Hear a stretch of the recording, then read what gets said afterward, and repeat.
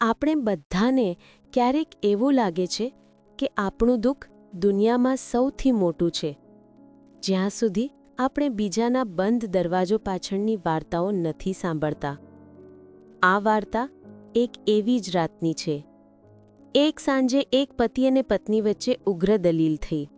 ઝઘડા પછી ફેલાયેલી ચૂપકીદી શબ્દો કરતાં પણ વધુ ભારે લાગતી હતી.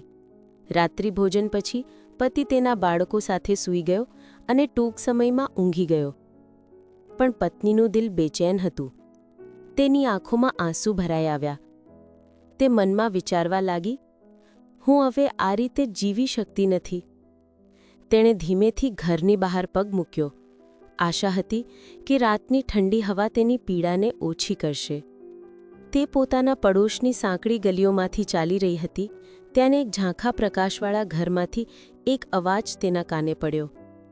તેણે એક માતાને ધીમા અવાજે પ્રાર્થના કરતા સાંભળી, ભગવાન, બસ આજે રાત્રે મારા બાળક માટે રોટલીનો એક ટુકડો આપી દે. પત્ની ક્ષણભર અટકી. તેનું હૃદય કંપી ઉઠ્યું, પણ તે ચાલતી રહી. થોડે આગળ તેણે બીજી પ્રાર્થના સાંભળી.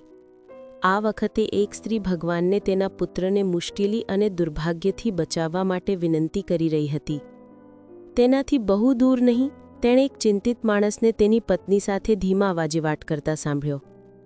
આવતીકાલે મકાન માલિકને થોડા વધુ દિવસો માટે ભીખ માંગજે.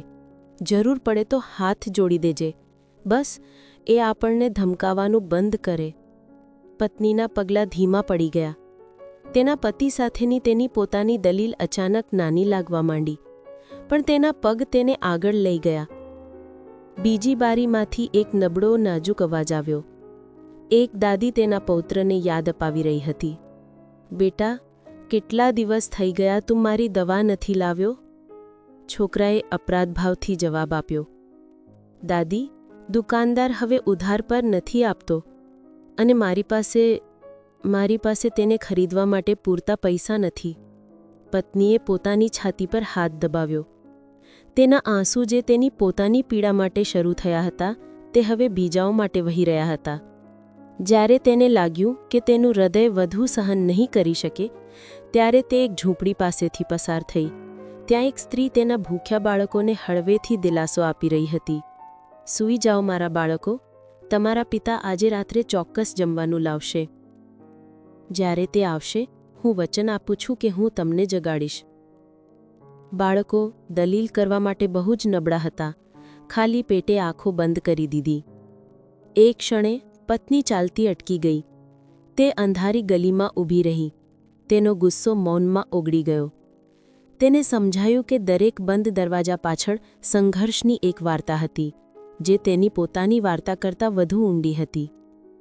ધીરે ધીરે તે પાછી ફરી. તેણે ઘરમાં પ્રવેશ કર્યો.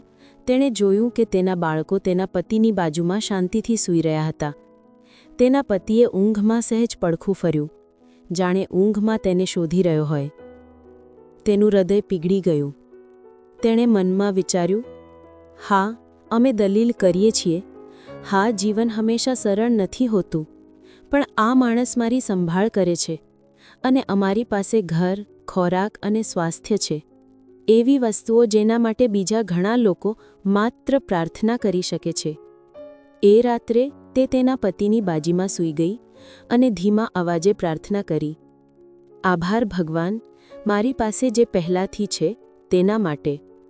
દરેક સ્મિતની પાછળ એક સંઘર્ષ છુપાયેલો હોય છે, જે આપણે જોઈ શકતા નથી. દરેક કુટુંબ, ભલે તે બહારથી ગમે તેટલું ખુશ દેખાતું હોય, તે મૌન બોજ વહન કરે છે જે દુનિયા નથી જોતી. દલીલો, સંઘર્ષો અને નિરાશાઓ દરેક સંબંધનો ભાગ છે, પરંતુ પ્રેમ અને કૃતજ્ઞતા તેને એકસાથે જકડી રાખે છે.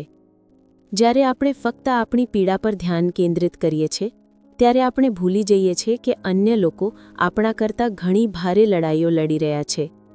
સાચું જ્ઞાન આપણી પાસે જે પહેલાંથી છે, આપણું ઘર, આપણા પ્રિયજનો, આપણું સ્વાસ્થ્ય, તેની કદર કરવામાં રહેલું છે અને ક્ષણિક ગુસ્સાને કાયમી આશીર્વાદોથી અંધ ન થવા દેવામાં રહેલું છે.